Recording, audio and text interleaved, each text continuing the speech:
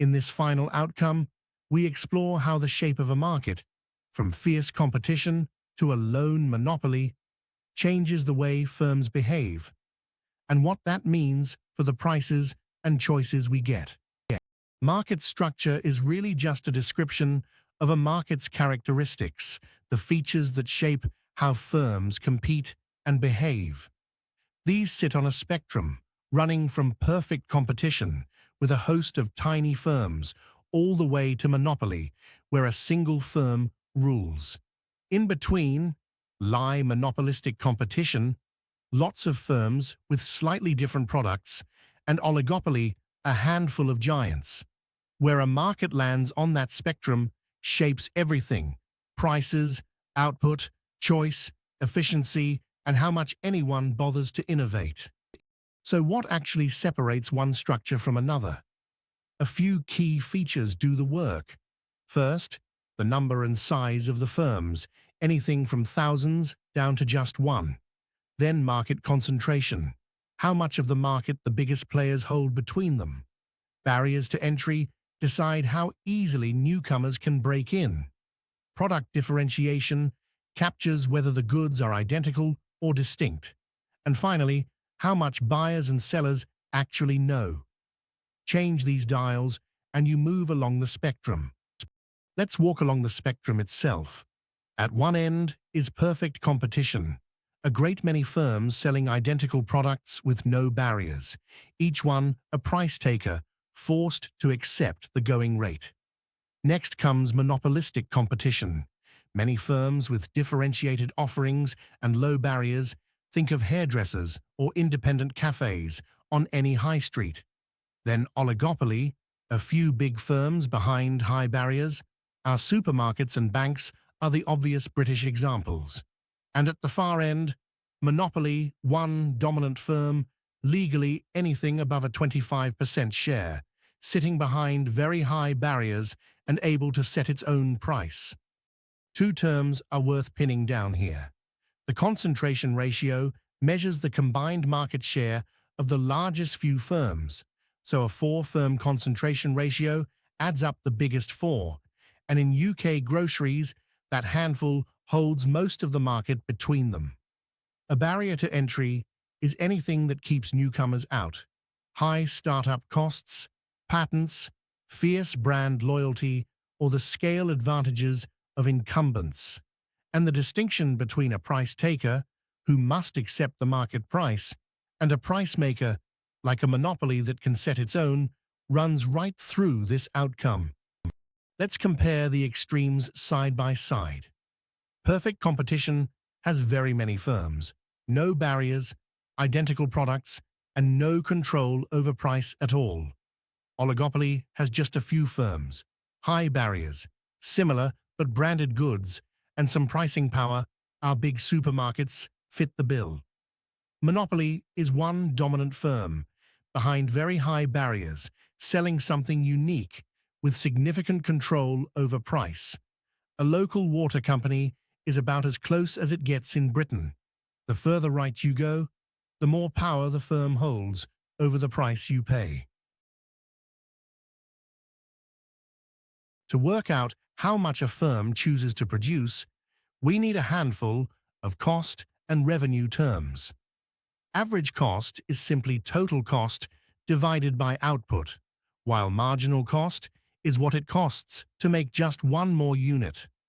On the revenue side, average revenue is the price, total revenue divided by output, and marginal revenue is what that one extra sale brings in.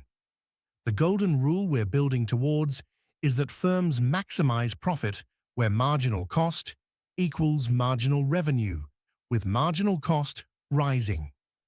This graph shows the short-run cost curves, and the average cost curve is the U-shaped one to watch. It falls at first as fixed costs get spread over more units, then rises again as diminishing returns bite. The marginal cost curve cuts through the bottom of both the average cost and the average variable cost curves at their lowest points. And that's no accident. It's always true. The shrinking gap between average cost and average variable cost is the average fixed cost, thinning out as output grows. These curves are the foundation for finding a firm's best level of output. Here's the single most important rule for any firm. Keep producing as long as the revenue from one more unit beats its cost. While marginal revenue is above marginal cost, that extra unit adds to profit, so make it. Once marginal cost climbs above marginal revenue, you've gone too far. So profit is maximized, right where marginal cost equals marginal revenue. A baker deciding whether to fire up the oven for one more batch is really asking this exact question, and beautifully, the rule holds in every market structure. Only the revenue curves differ. In perfect competition, the firm is a price taker.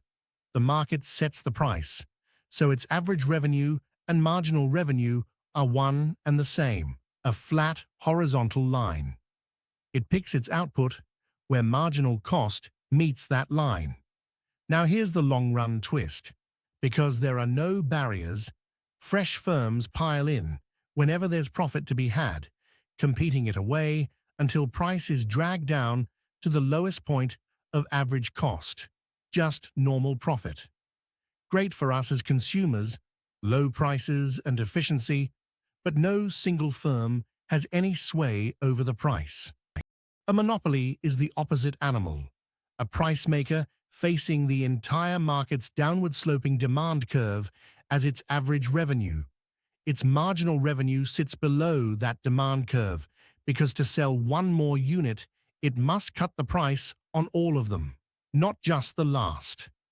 It still maximizes profit where marginal cost meets marginal revenue, but then it charges the higher price the demand curve allows. The upshot is lower output and a higher price than you'd get under competition, which is precisely why unchecked monopolies worry regulators. Let's put the rule to work with a firm weighing up each extra unit. The first unit brings in £10 of revenue and costs 4, an easy yes.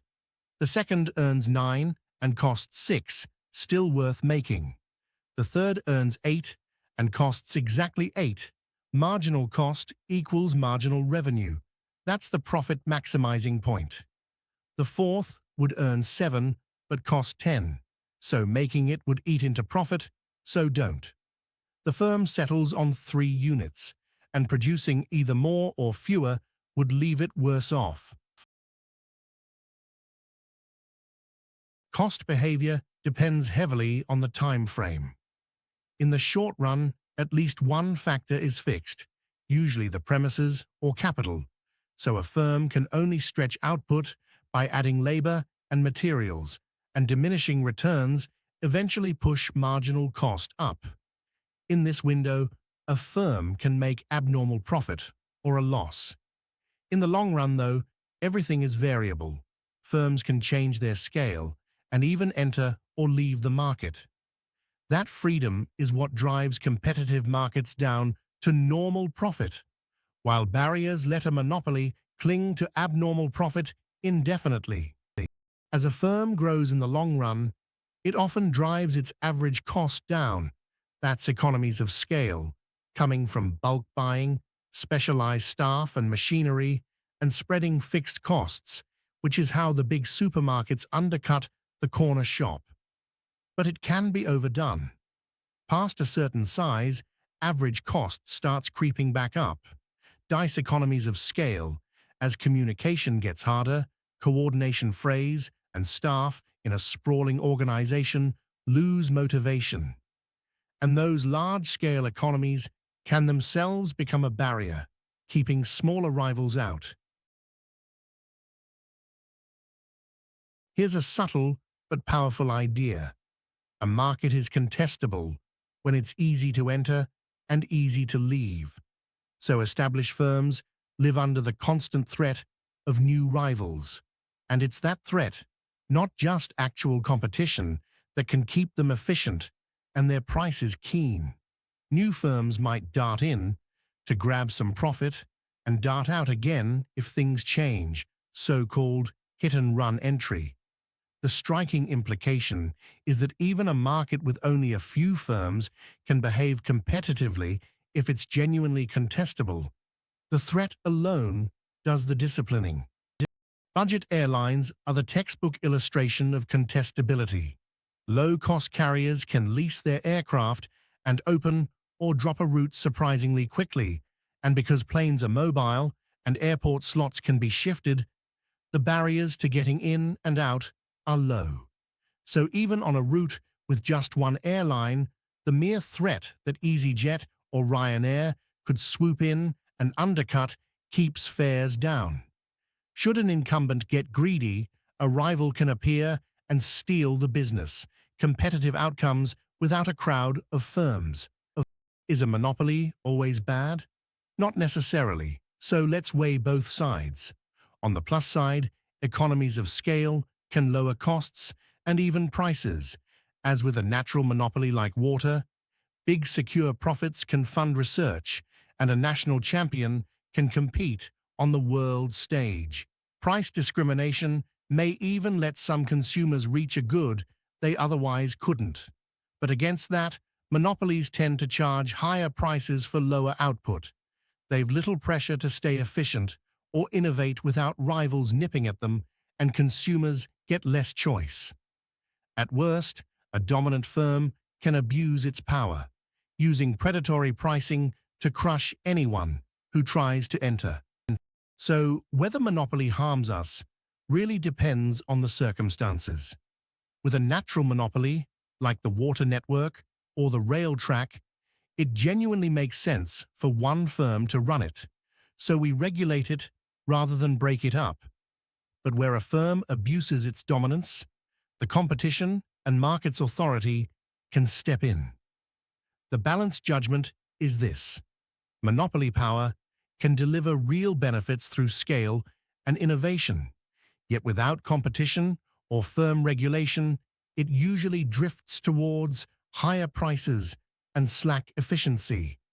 It all comes down to contestability and how well it's regulated. Let's bring the whole outcome home.